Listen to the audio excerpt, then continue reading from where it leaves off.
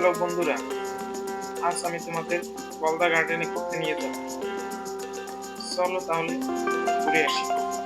আজকের এই ব্লগ থাকবে বলদা গার্ডেনের ইতিহাস, ঢাকার কোথায় বলদা গার্ডেন অবস্থিত এবং কিভাবে যাবেন, টিকিটের মূল্য, আসলে সেখানে দেখতে কি কি আছে, বিস্তারিত এই ভিডিওতে আপনাদের বলবো। আমি আমার চ্যানেল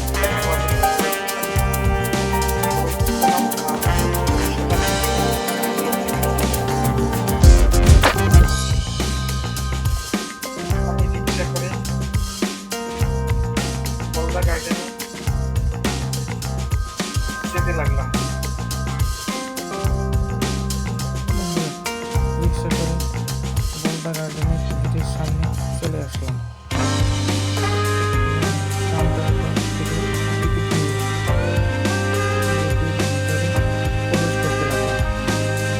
প্রবেশ করে সামনে একটা ফলক দেখতে পেলাম, বলদা গার্ডেন ঢাকা বন্ধ।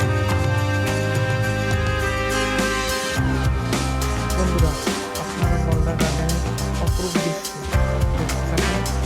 আমি বলদা গার্ডেনের ইতিহাস আলোচনা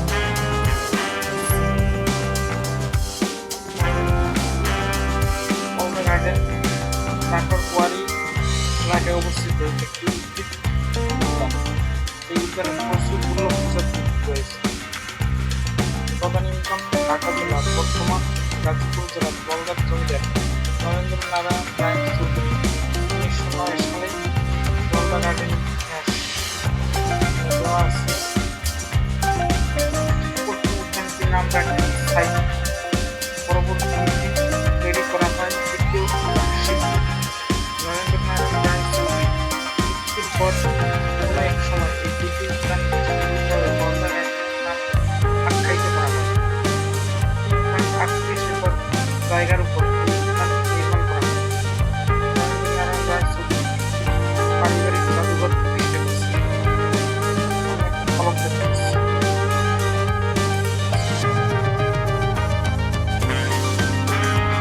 সেই নাম পরিবেশ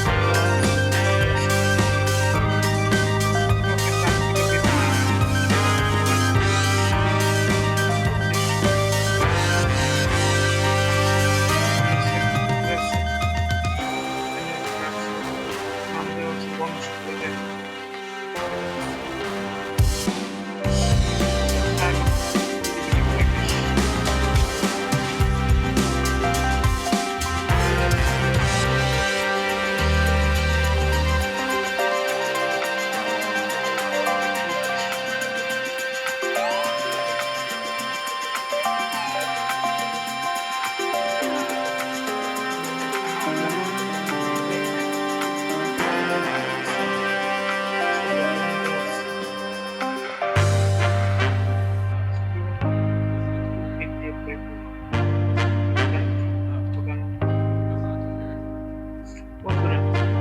নিরিবিলি ছায়াবন পরিবেশে কিছুটা সময় একান্তে সময় কাটানোর জন্য আপনারা এখানে আসতে পারেন।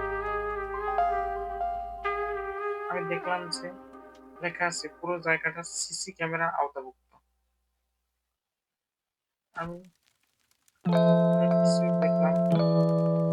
বন্ধুরা, অনেক প্রেমিকা একান্তে সময় কাটাতে আছে, তা ক্যামেরায় দেখাতে পারলাম।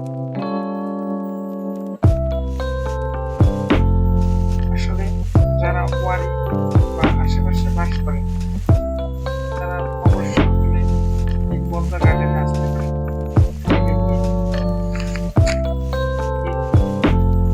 এই নিরিবিলি ছায়াবন পরিবেশে কিছুটা সময় একান্তে কাটাতে পারেন। তৎকালীন জমিদার নরেন্দ্র নারায়ণ রায় চৌধুরী বিভিন্ন দেশ থেকে ফুল এবং দুর্লভ উদ্ভিদ এনে বলদা গার্ডেন সাজানো শুরু করেন। বলদা গার্ডেন রয়েছে বিভিন্ন রঙের শাপলা, একটি শাপলা হাউস। এছাড়া বিভিন্ন প্রজাতির দেশি বিদেশি cactus, camellia, দ্বিবীজপত্র, Ashok, Chandril, Africa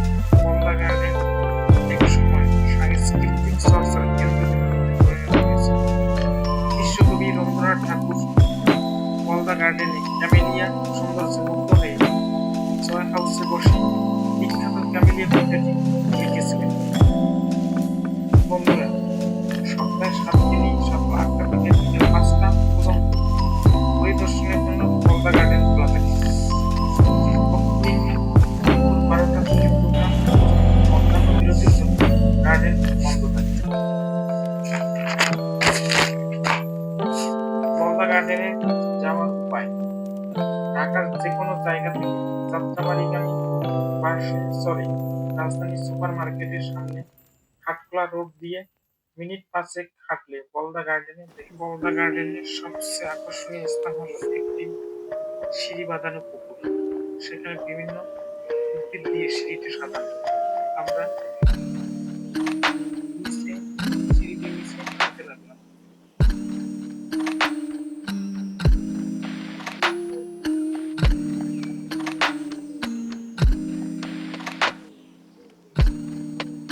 খুব সুন্দর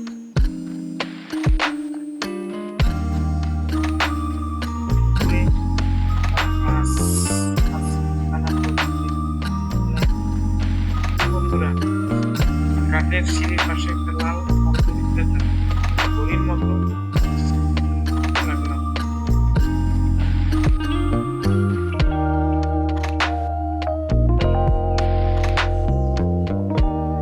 পাশে নাম লেখা আছে সূর্যবতী।